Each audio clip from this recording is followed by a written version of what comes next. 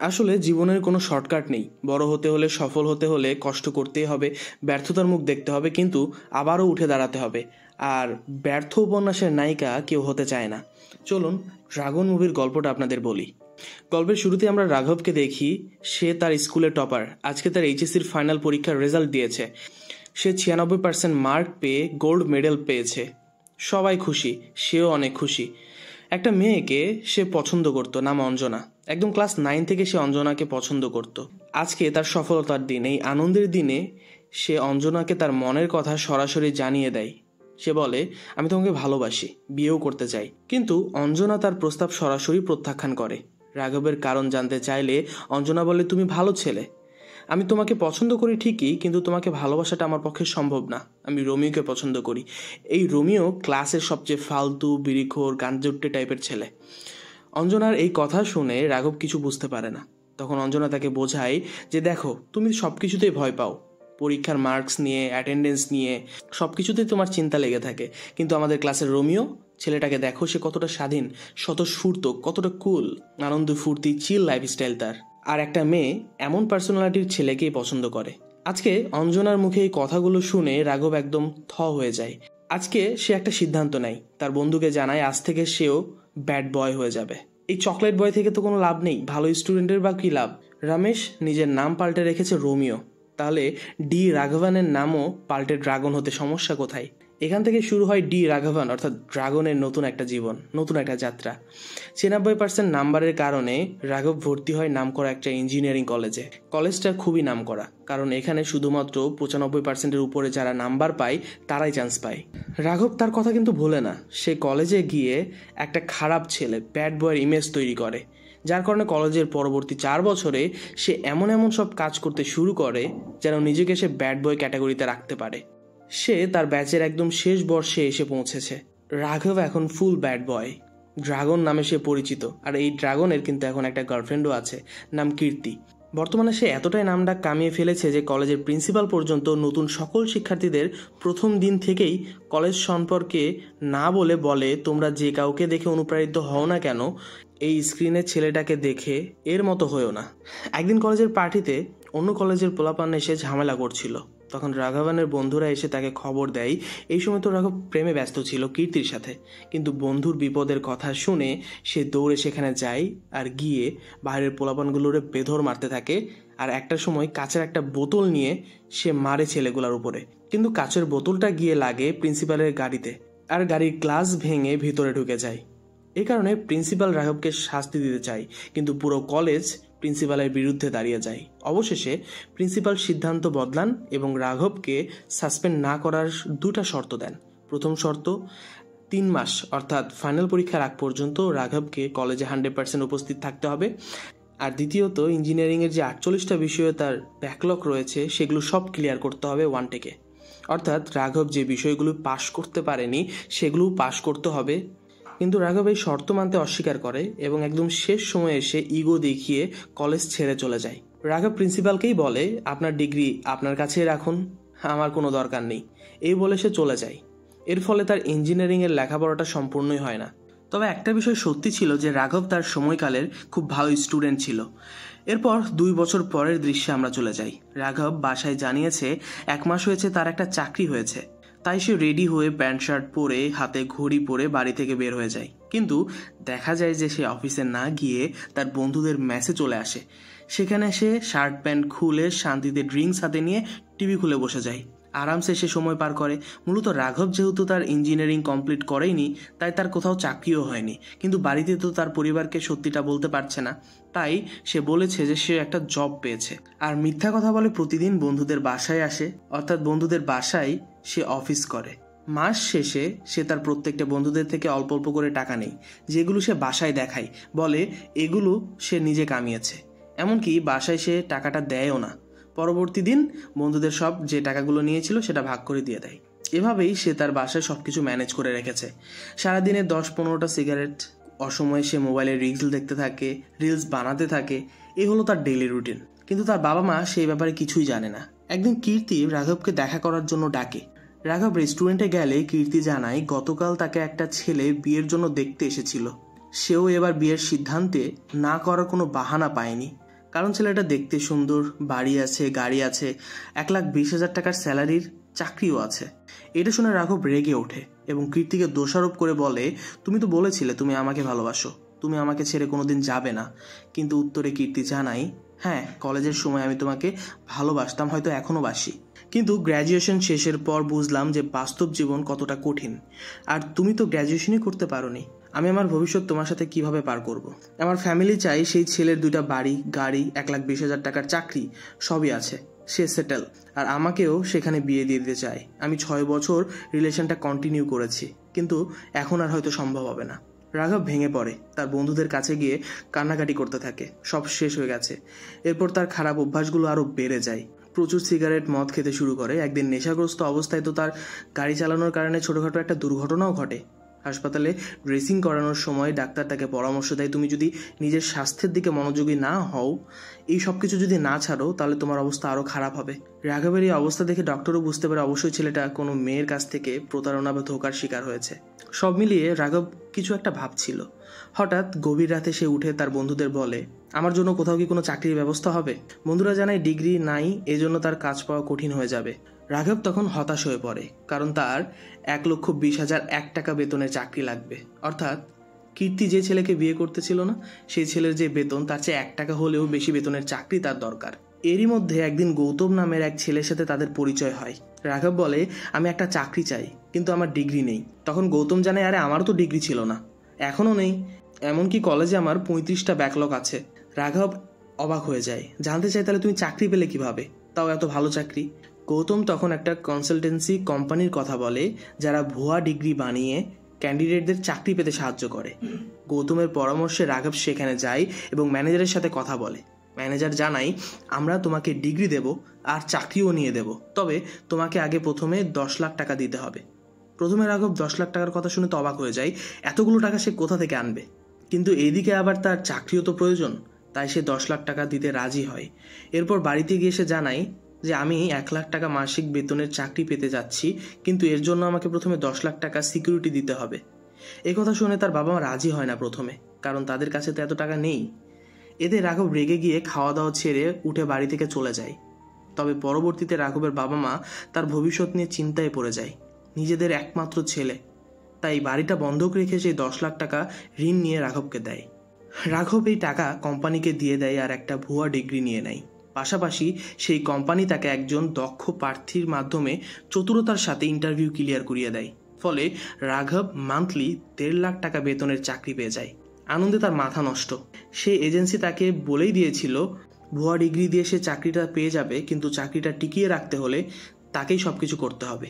রাঘব বিষয়টা বুঝতে পারে আর দিনরাত কঠোর পরিশ্রম করে চাকরির জন্য প্রয়োজনীয় দক্ষতা অর্জন করতে থাকে। এতে সে একদিন কোম্পানির সেরা কর্মচারী হয়ে ওঠে। তার বেতন এখন মান্থলি 3 লাখ টাকা। কোম্পানির ম্যানেজারও তার কাজে সন্তুষ্ট। রাঘবের দিন ভালোই চলছিল। এমনকি একদিন রাঘবের এক সুন্দরী কলিগ তাকে প্রপোজও করে, কিন্তু রাঘব তার প্রস্তাব রিজেক্ট করে দেয়, কারণ সে ভালোবাসার কি অভিজ্ঞতা সেটা আগে থেকেই জানে। কিছুদিনের মধ্যে রাঘব একটা নতুন বাড়ি, একটা নতুন গাড়ি কিনে ফেলে। তার জীবনে আর কোনো ধরনের সমস্যা নেই। এদিকে তার বাবা মাও তার জন্য পাত্রী খুঁজতে শুরু করে। বিয়ের আলোচনা হতে থাকে। রাঘব আর তার পুরো পরিবার পরশুরাম নামের এক আত্মীয়ের বাড়িতে যায়। সেখানেই পরশুরাম রাঘবের এত ভালো চাকরি, স্টেবিলিটি সবকিছু জানতে পেরে তার খুব প্রশংসা করে। এরপর পরশুরাম তার মেয়ে পল্লবীর সাথে রাঘবের পরিচয় করিয়ে দেয়। প্রথম দেখাতেই রাঘব পল্লবীকে পছন্দ করে। পল্লবী রাঘবকে জানায় সে আমেরিকা থেকে MBA সম্পন্ন করেছে, তার জীবনে ভালো একটা সময় সে ওখানে কাটিয়েছে, তাই ভবিষ্যতে সে আমেরিকা সেটেল হতে চায়।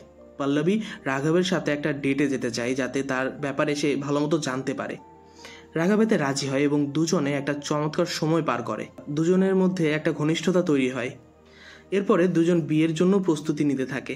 পল্লবী তার পরিবারকে রাজি করিয়ে এঙ্গেজমেন্টটা করে ফেলেছে। এরপর থেকেই তাদের প্রেমের যাত্রা শুরু। প্রতিদিন ফোনে কথা বলা, একে অপরের সাথে সময় কাটানো, এভাবেই চলছিল। একদিন রাঘব গাড়িতে বসে সিগারেট টানছিল আর অফিসের দিকে যাচ্ছিল। সেই সময় পল্লবী তাকে বলে, রাঘব, সিগারেট খাওয়াটা কিছুদিন বাদ দিলে হয় না? রাঘব এক কথাতেই বলে, ঠিক আছে, আজ থেকে বাদ দিয়ে দিচ্ছি। এই বলে সে সিগারেটটা বাহিরে ফেলে দেয়। আর অফিসে পৌঁছে রাঘব জানতে পারে যে তার নাকি প্রমোশন হয়েছে, আর কোম্পানি চাই নতুন শাখা যখন আমেরিকাতে খুলবে 6 মাস পরে, তখন সে ওখানকার ম্যানেজার হবে। এই খবর শুনে রাঘব অনেক খুশি হয়। তবে ঠিক তখনই সেখানে তার কলেজের সেই প্রিন্সিপাল মোহন সাহেব এসে উপস্থিত হন আর তাকে দেখে রাঘব চমকে ওঠে, যার সাথে সাথে আমরা কিছুক্ষণ আগের একটা ঘটনা দেখতে পাই যে পল্লবীর সাথে কথা বলার সময় যখন সে সিগারেটটা গাড়ি থেকে ফেলে দিচ্ছিল তখন পাশেই থাকা তার প্রিন্সিপালের গাড়িতে জানালাতে গিয়ে সেই সিগারেটটা পড়ে তার উপরে।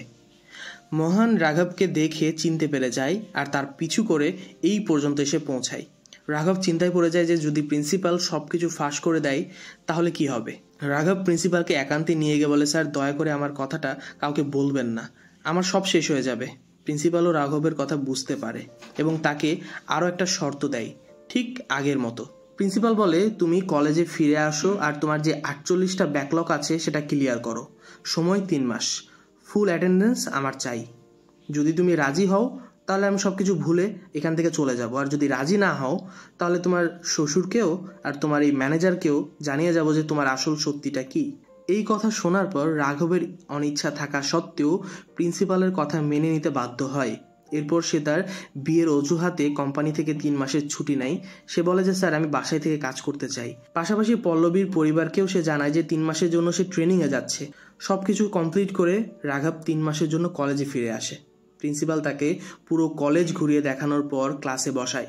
ক্লাসে থাকা সবাই দেখে অবাক, সবাই ফিসফিস করে বলছে, আরে এটা তো ড্রাগন।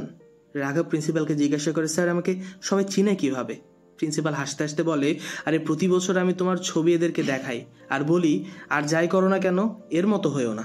ক্লাসে রাঘবের এক ছাত্রীর সাথে দেখা হয় যে তাকে দেখে খুবই খুশি হয়। এই ছাত্রটা তাকে দেখে খুবই অনুপ্রাণিত, তার ফ্যান বলা যায়, ড্রাগনের ফ্যান। সে নিজের নাম ছোট ড্রাগন রেখেছে। কিন্তু রাঘব এখন এইসব নিয়ে আগ্রহী না। রাঘব তার এজেন্সির লোকদের ফোন দিয়ে বলে এই ব্যাকলগগুলো ক্লিয়ার করার কোনো উপায় আছে কিনা। তারা জানায় সবচেয়ে সহজ উপায় পড়ে পাশ করতে হবে, না হলে 48টা পেপার কেউ ক্লিয়ার করে দেবে না। এসব কথা রাঘবকে আরও চিন্তায় ফেলে দেয়। একদিকে পল্লবী, একদিকে জব, আর একদিকে 48টা পেপার। তো যাই হোক, এরপর সে কোনো মতে পড়াশোনাটা শুরু করে। এই সময়েই ক্লাসে তাদের একটা নতুন লেকচারার আসে, আর সেটা আর কেউ নাই, সেটা হচ্ছে কীর্তি। কীর্তিকে দেখে রাঘব চুপচাপ দাঁড়িয়ে থাকে। কীর্তিও তার দিকে তাকিয়েছিল। কীর্তি প্রথমে রাঘবের সাথে কথা বলার চেষ্টা করলে রাঘব রাগ দেখিয়ে তাকে উপেক্ষা করে চলে যায়। একদিন কীর্তি রাঘবকে থামিয়ে তার কাছে ক্ষমা চায়, বলে আমি আমার কাজের জন্য অনুতপ্ত, তবে আমি তোমাকে সাহায্য করতে চাই। তোমার এই 48টা পেপার ক্লিয়ার করতে আমি তোমাকে হেল্প করব, আমার ভুলের প্রায়শ্চিত্ত করব। কীর্তি তাকে প্রতিশ্রুতি দেয় যে রাঘবের জন্য পরীক্ষার নোট সে তৈরি করে দেবে।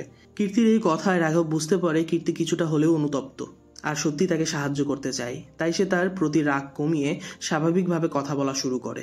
এরপর দেখা যায় রাঘব কঠোর পরিশ্রম করে পড়াশোনা করছে, আর এভাবেই সময় যেতে থাকে। পরীক্ষার সময় অনেক কাছে আসছে। রাঘব একের পর এক পেপার খুব ভালো মতো দিচ্ছিল। এখন তার শুধুমাত্র একটা পরীক্ষা বাকি আছে, যেটা তার আগামীকাল। রাঘব তারই প্রস্তুতি নিচ্ছিল, ঠিক তখনই কীর্তি আসে আর একটা কেকও নিয়ে আসে। আসলে আজকে রাঘবের জন্মদিন।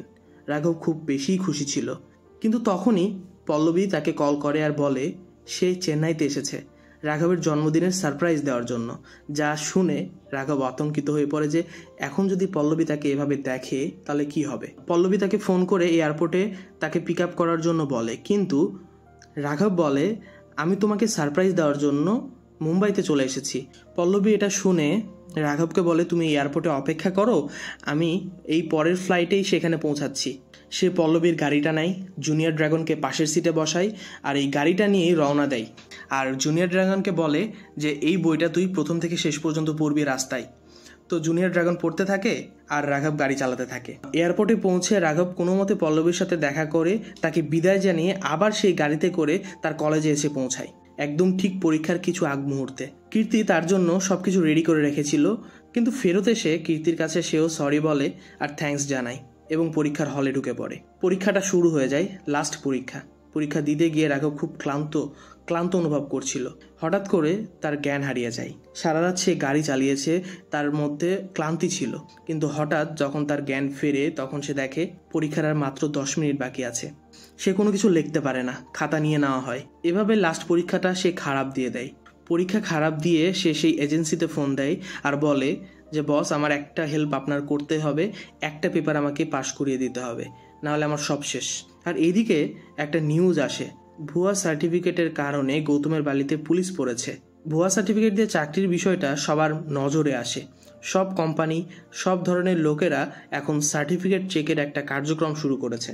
এই খবর দেখে রাঘবের কোম্পানিও সকল কর্মচারীর ডিগ্রি যাচাই করতে শুরু করে, যেখানে পরবর্তীতে তিনি রাঘবকে ডাকেন এবং রাঘবের ডিগ্রি সম্পর্কে জিজ্ঞাসা করেন। রাঘব তার কলেজের নাম জানায়।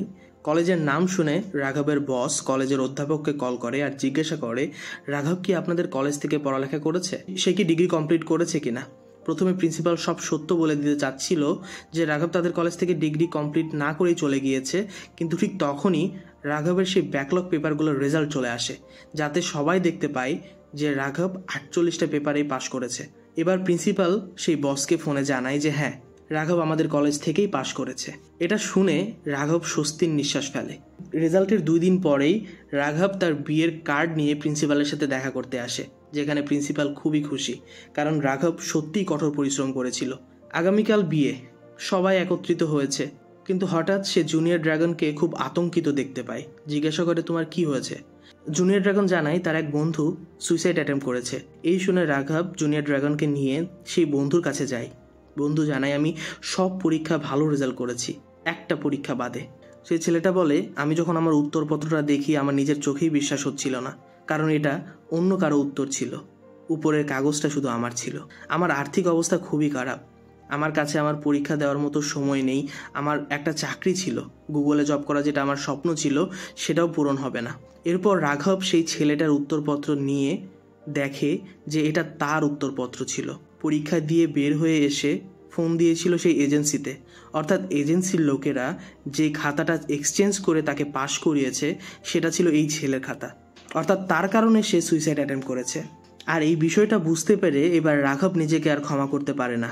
তার মনে খালি একটাই কথা চলছিল, সেদিনকার সিদ্ধান্ত যদি সে না নিত তাহলে এই ছেলেটার জীবন আর সব কিছু ঠিকঠাক থাকতো। পরদিন রাঘবের বিয়ের দিন চলে আসে। তবে এখানে রাঘব আর চুপ থাকতে পারে না। এই সময় বিয়ের আসরে সে উঠে গিয়ে সবার সামনে সত্যটা স্বীকার করে। সে প্রিন্সিপালের কাছে গিয়ে সমস্ত সত্য প্রকাশ করে আর বলে, আমি শেষ পরীক্ষাটা আমি খারাপ দিয়েছিলাম, আমি চিটিং করেছিলাম, এই কারণে একটা ছেলের জীবন আজ শেষ হতে চলেছে, আমাকে ক্ষমা করে দিন। আমি চাই বিষয়টা নিয়ে আপনি তদন্ত করুন আর ছেলেটাকে আপনি ন্যায় বিচার পাইয়ে দিন। ওর স্বপ্ন গুগলে চাকরি করবে, তাই আমি যেভাবেই হোক ওর চাকরিটা ফিরিয়ে দিতে চাই। স্যার, আপনি যা পারেন আমার জন্য করেন, কিন্তু আমাকে এই গিল্ট থেকে মুক্ত করেন। রাঘব তার বসকেও জানায় যে সে ভুয়া ডকুমেন্ট দিয়ে চাকরি পেয়েছে। একই সাথে সে পল্লবীকেও বলে, আমাকে ক্ষমা করে দিও, আমি তোমাকে ঠকাতে চাই না, মিথ্যার জোরে তোমাকে বিয়ে করতে চাই না। সব সত্য প্রকাশিত হয়, সবাই অবাক হয়। এরপর এই অপরাধে রাঘবকে অ্যারেস্ট করা হয়, 6 মাসের জেলও হয়। এখান থেকে দৃশ্য চলে যায় কলেজের প্রিন্সিপালের কাছে। প্রতিবারের মতো এবারও সে রাঘবের ছবি দেখিয়ে সকল ছাত্রছাত্রীদের কিছু বলছিল, কিন্তু এবার সে রাঘবের বদনাম নয়, বরং প্রশংসা করে। এবার সবাই রাঘবের সাহসিকতার গল্প শোনে। অন্যদিকে জেল থেকে মুক্তি পেয়ে রাঘব তার পুরনো বাড়িতে ফিরে আসে, কারণ সেই ঘটনায় তার সব কিছু বদলে গেছে। তার নতুন কেনা গাড়ি বাড়ি কিছুই তার কাছে নেই। রাঘব তার বাবার কাছে ক্ষমা চেয়ে বলে, বাবা, আমি তোমাকে খুব কষ্ট দিয়েছি, আমাকে ক্ষমা করে দিও। তার বাবা উত্তরে বলে, যখন আমি তোর মতো ছিলাম তখন একদিন এক দৌড়ে আমার বন্ধু আমাকে ধাক্কা দিয়ে ফেলে দিয়ে চলে গিয়েছিল, এরপর থেকে আমি খুঁড়িয়ে খুঁড়িয়ে হাঁটি, কিন্তু আজ তুই সেই কাজটা করিসনি। তুই তোর সেই বন্ধুকে উপযুক্ত জায়গায় পৌঁছে দিয়েছিস, সে এখন গুগলে চাকরি করে। তুই তোর বিয়ের দিন সবার সামনে ভুল স্বীকার করেছিলি, তখনই বুঝেছিলাম তুই ভুল মানুষ হতে পারিস না, ভুল করতে পারিস, ভুল মানুষ তুই না। আমার কোনো দুঃখ নেই। গল্পের এই শেষের দিকে দেখা যায় রাঘব পুনরায় ইঞ্জিনিয়ারিং শুরু করেছে আর বর্তমানে সে পার্ট টাইম চাকরিও করছে। প্রিন্সিপাল একদিন তার বাসায় আসে। প্রিন্সিপাল তার মেয়ের সম্বন্ধ নিয়ে এসেছে তার কাছে, রাঘবের সাথে সে বিয়ে দিতে চায় তার মেয়েকে। তো এইখানেই গল্পের সমাপ্তি হয়ে যায়। তো আজকের গল্পটা কেমন লেগেছে জানাবেন। আজ এ পর্যন্তই, ধন্যবাদ সবাইকে।